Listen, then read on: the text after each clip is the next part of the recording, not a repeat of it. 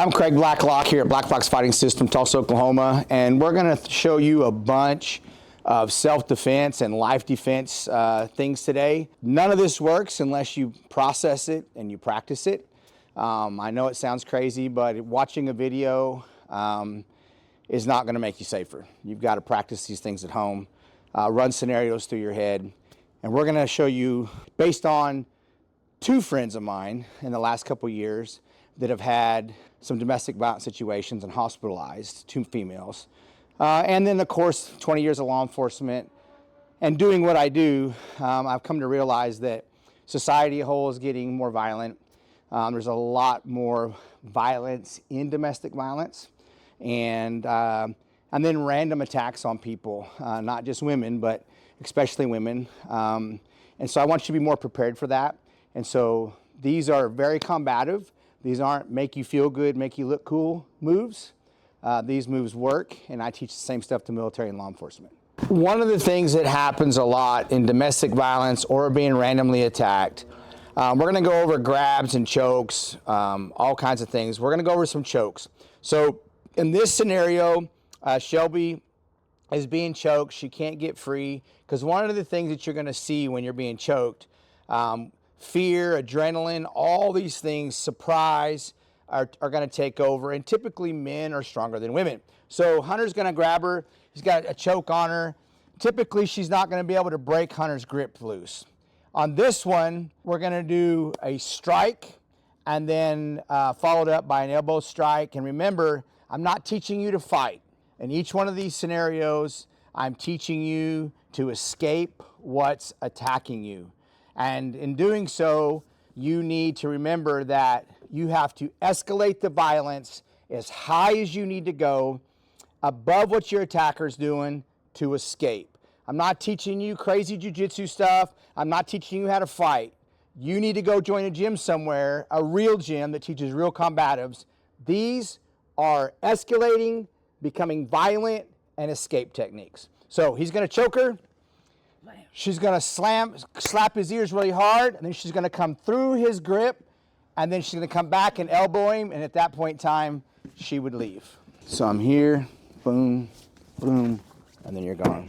So here's yet another two-hand choke defense, whether it's domestic violence or a random attacker. In this one, and we haven't rehearsed these, in this one I'm going to be choking her, and I will talk her through what she's going to do, and then we'll play it back regular speed. So here I've choked her. She's not going to be able to get my arms free and pry my arms off of her neck because I've got a hold of her. So in this one, Shelby's going to take probably her strong side arm. She's going to bring it up way high over the top of my arms and bring her elbow down really hard. Point your hand up and come down. She's going to bring her strong side hand up. Either hand works. She's going to come over the top of both my arms, arm up, come down violently with her elbow, and then at that point in time, she should be able to break at least one of my arms free. We'll also do a groin strike in this one with her knee, but initially she's raising her violence level to escape, not to stay and fight. So here we are, she comes over the top, boom, there it is right there, boom, and she's gone. Oh, wait. Boom, boom, boom. Yeah. Rear naked chokes are becoming more and more popular from the prison systems all the way into domestic violence situations. So on this one, I'm going to rear naked choke her. She's going to move her body off to the side. There'll be a groin strike, possible facial strike with the elbows, and then again, separate and get away.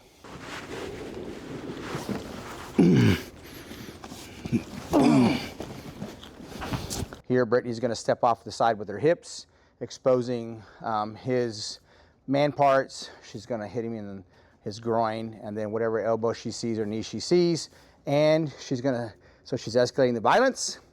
She's going to separate and go get help.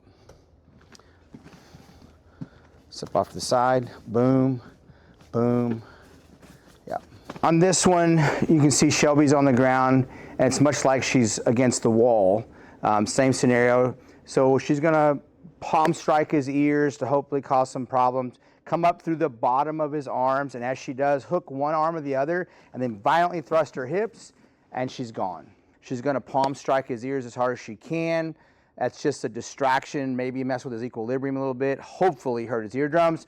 And then she's going to come underneath his arms And even if she doesn't break his grip loose, she's going to hook one of his arms, and then she's going to violently throw her hips and push him to a certain direction, and then she's going to escape. All right, so this is a pinning technique that's used a lot of times. Remember, a lot of times when domestic violence or random attack, it's about initiating your will, your violence on somebody. So on this one here, again, she's not going to be able to break my wrist, my grip. So we're going to take an angle to where Shelby can escalate the violence, increase distance, and get away. Here, boom, boom. Yeah, so I want you to just remember, scratch my eyes. So here, boom, boom, and she's gone. All right, here you're gonna see a grabbing technique from behind, whether your arms get grabbed or just around your waist, it doesn't matter. I'll let them do both. But again, it's always escalate the violence immediately. If somebody in a domestic violence situation or a random attack grabs you from behind, then you should automatically know it's not normal behavior. Escalate the violence, create distance, and get away. And you may have to do that over and over until you get help or you get away. Escalate the violence, create distance, and get away. So he'll grab her from behind. She's going to step behind. Boom, he went to the ground. She gets up and she's gone.